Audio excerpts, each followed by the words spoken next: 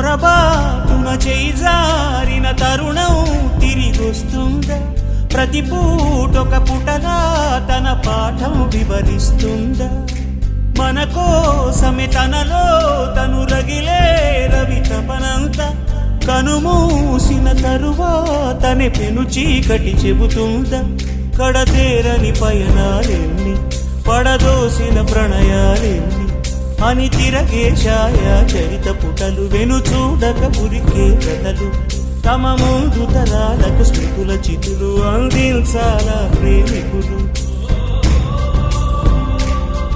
ఇది కాదే విధిరాత,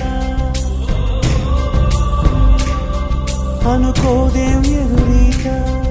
10 నెలలు తనలో నిన్ను మోసిన అమ్మైనా, అప్పుడో ఇప్పుడో కననే కనను